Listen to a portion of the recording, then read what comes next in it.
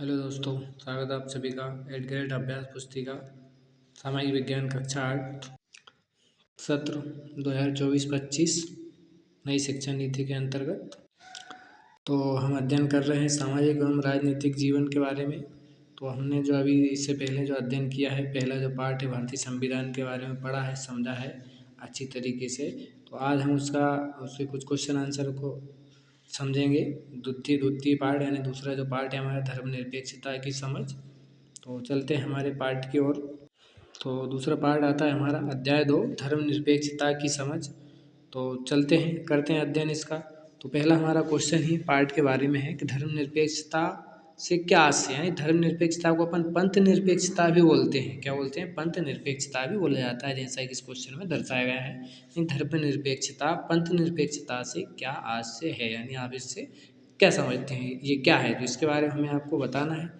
तो क्या है इसका आंसर? ये है कि भारतीय राज्य ने धर्म और राज्य की शक्ति को एक दूसरे से अलग रखने की रणनीति बनाई। यानी भारतीय राज्य है, उसने धर्म और राज्य की दो शक्तियाँ हैं, उनको एक दूसरे से अलग रखने की रणनीति अपनाई।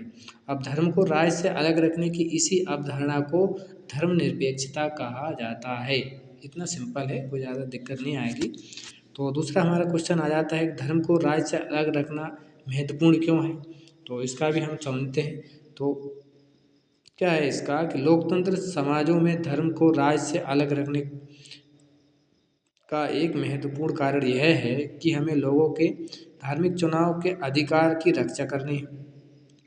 इसका अर्थ यह है कि किसी भी देश के किसी भी व्यक्ति को एक धर्म से निकलने और दूसरे धर्म को अपनाने या धार्मिक उपदेशों की अलग ढंग से व्याख्या करने की स्वतंत्रता होती है। एक बार और मैं आपको समझाता हूँ इसके बारे में। देखो, लोकतांत्रिक समाज में क्या है, धर्म को राज्य से अलग रखने का एक महत्वपूर्ण कारण यह है कि धर्म के जो लोग हैं, धार्मिक चुनाव है, चुनाव के अधिकारों की रक्षा करना है पहला। दूसरा ये है कि इसका अर्थ ये भी है कि देश के किसी व्यक्ति को एक धर्म से निकल के दूसरे धर्म को अपना सकता है या किसी धर्म के ऊपर उपदेश दे सकता है, अलग ढंग से व्याख्या करने की स्वतंत्रता रखता है। कोई भी किसी भी धर्म के बारे में उसको पढ़ सकता है, समझ सकता है और उसके ऊपर अपनी व्याख्या कर सकता है। तो सिंपल भाषा में ये आंसर हो गया है। तो अगला हमारा क्वेश्चन आता है, क्वेश्चन नंबर 3। तो क्या है, भारतीय संविधान में धर्मनिरपेक्षता से संबंधित किन बातों को उल्लेखित किया गया है? तो इसका हमारा उत्तर आता है कि भारतीय संविधान में धर्मनिरपेक्षता से संबंधित निम्नलिखित बातों का उल्लेखित किया गया है। तो पहली बात यह है कि कोई एक धर्म समुदाय किसी दूसरे धर्म समुदाय को न दबाए। दूसरा उल्लेख किया है कि कुछ लोग अपने धर्म के अन्य सदस्यों को न दबाए। तीसरा है कि राज्य ना तो किसी खास धर्म को थोपेगा, ना ही किसी लोगों के धार्मिक स्वतंत्रता से निकाय। यानी जो राज्य है, जिसके हाथ में राज है, जिसके हाथ में पावर होती है, वो ना तो किसी खास धर्म को अपनाएगा या उसके एक का पक्ष रखेगा, या किसी दूसरे धर्म को भी छीनने का उसके ऊपर कोई अधिकार नहीं होता है। ठीक है, तो ये हमारा आंसर हो जाता है। अगला हमारा आता है प्रश्न नंबर 4। तो इसका हमारा आंसर है, तो भारतीय धर्मनिरपेक्षता और अमेरिकी धर्मनिरपेक्षता में क्या भिन्नता है? यानी जो भारत की धर्मनिरपेक्षता है और जो अमेरिका यानी संयुक्त राष्ट्र जो अमेरिका है उसकी धर्मनिरपेक्षता है, उसमें क्या भिन्नता है, यानी उन दोनों में क्या क्या अलग भिन्नताएं हैं, क्या क्या विशेषताएं हैं। तो इसका बारे में हम बताएं कि देखो, भारतीय धर्मनिरपेक्षता से राज्य को धार्मिक मामलों में हस्तक्षेप करने की छूट दी गई है। यानी भारतीय धर्मनिरपेक्षता है, उसमें निरपेक्षता से जो है राज्य को धार्मिक मामलों में हस्तक्षेप करने की छूट दी गई है।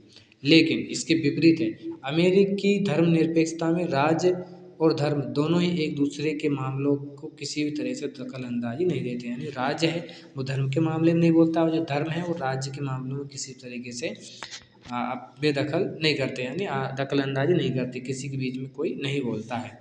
तो 5वां हमारा आ जाता है कि फ्रांस की सरकार द्वारा वर्ष 2004 में स्कूल आने वाले बच्चों के लिए क्या नियम बनाए गए थे। यानी फ्रांस की सरकार है, उसने सन 2004 में स्कूल आने जाने के जो बच्चे यहाँ आते जाते हैं उनके लिए कुछ नियम बनाए थे। तो क्या है? तो इसका उत्तर है कि फरवरी 2004 में फ्रांस ने एक कानून बनाया गया। फ्रांस के अंदर एक कानून बनाया गया फरवरी 2004 में। इस कानून में प्रावधान किया गया कि कोई भी विद्यार्थी इस्लामी बुर्का, यद्यपि यानी टोपी, बड़े बड़े ईसाई क्रॉस जैसे धार्मिक अथवा राजनीतिक चिन्ह या प्रतीकों का धारण करके स्कूल में नहीं आएगा।